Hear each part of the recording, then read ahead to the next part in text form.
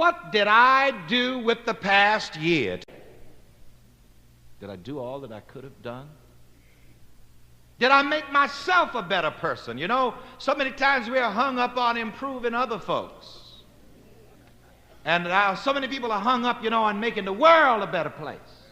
There's only one thing that you can truly do to make a world a better place, and that's by making yourself a better person.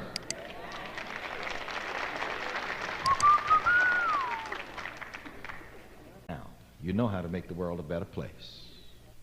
And I want to say that again, and I'm going to put it in the first person. The way that I make the world better is by making myself better. Together. The way that I make the world better is by making myself better. But I've discovered sometimes people become so hung up on do-goodism that they get to work on trying to improve everybody else and neglect themselves. And you see, when you start trying to make everybody else better without making yourself better, what you're really doing is just meddling.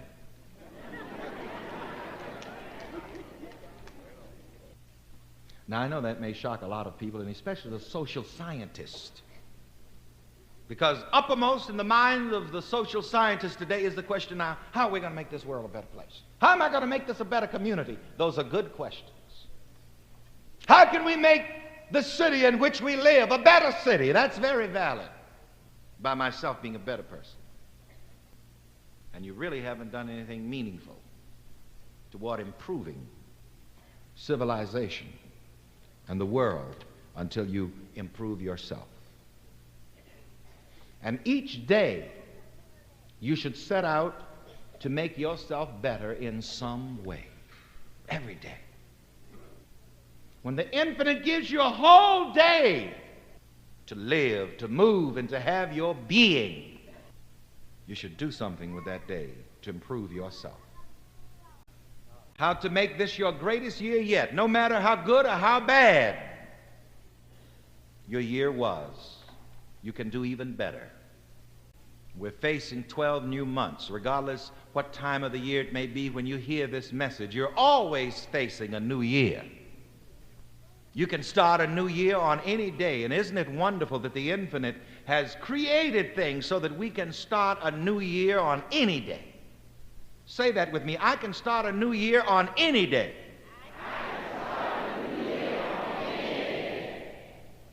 And it doesn't matter what day it is. You can start a new year and say, this is where I'm going to start over. Now, the first thing that you must do, if you want to make the next 12 months your greatest 12 months yet, is number one, decide what you want. I've talked to you about this a lot, and I want you to write the question in your notes. What do I want? And I want you to ask yourself, what do I want? Out loudly, everybody. What do I want? Now, I know some of you are puzzled already. And I never cease to be amazed at how that question, almost more than any other question, puzzles people. People complain about what they don't have, about how bad things are. You see, if you don't decide what you want, you'll just have to take whatever you get. Now that should help you to decide. You can live either under choice or under chance. If you do not make a choice, you're living under chance. And it's a good thing for you to examine yourself right now and write the question, am I living under my choice or am I living under chance? You see, that's when you deal with luck. I call it dumb luck. People writing all the time, Reverend Ike, please pray for me to have good luck. Please pray for my luck to change. You make your own luck. So say with me, choice or chance? And this is very important.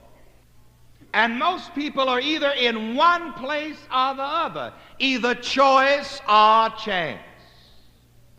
And it's an amazing thing. Sometimes people try to get the infinite to do some things for them that they ought to do for themselves. I've told you before, there are few things that the infinite will not do for you. One thing that God Almighty will not do for you, the individual, is this, and that's choose.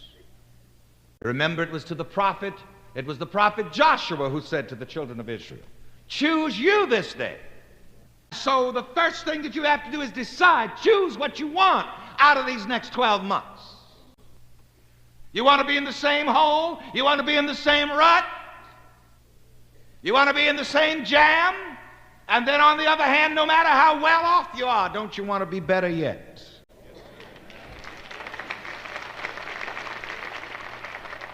I know that I do. And I want to be under choice and not chance. And the only way that I can be under choice is to decide myself what I want to be, what I want to do, and what I want to have. Now, the infinite isn't going to speak to you from heaven and tell you whether or not to get a Volkswagen or a Toyota. You have to decide.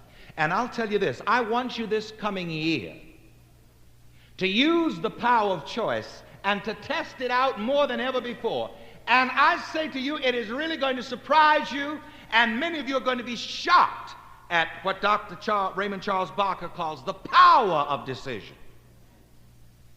There is a power in decision. Once you say, I want such and such, and you name it, right away the God power centered within you begins to go after it. The God power within you begins to go after whatever you say you want. But you see, the reason many people are frustrated is because they never come to a point of decision where they say what they want. And they wonder why they don't get anything. And I'm a great believer in writing down what you want. This is why I encourage people on radio and on television to even write letters. Write it down. This is why people who write to me have what I call so-called miraculous experiences. It seems like magic sometimes. They say, Dear Reverend Ike, I want a Cadillac. I want some money. I want this. I want that. I want the other. In reality, you're really writing to yourself.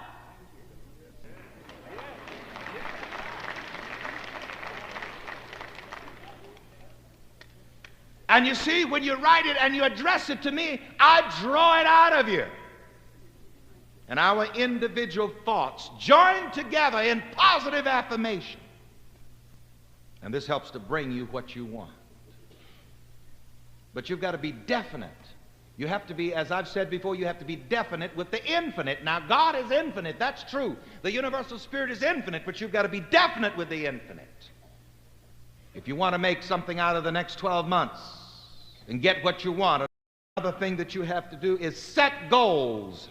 Say with me, set goals. Set goals.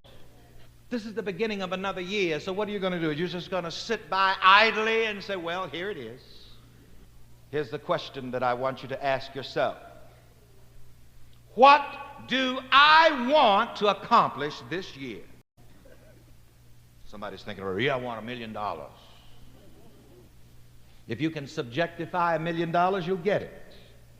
I don't advise everybody to start out with that as a starter. You see, whatever you can feel comfortable with you have to start with whatever feels comfortable to you in your mind.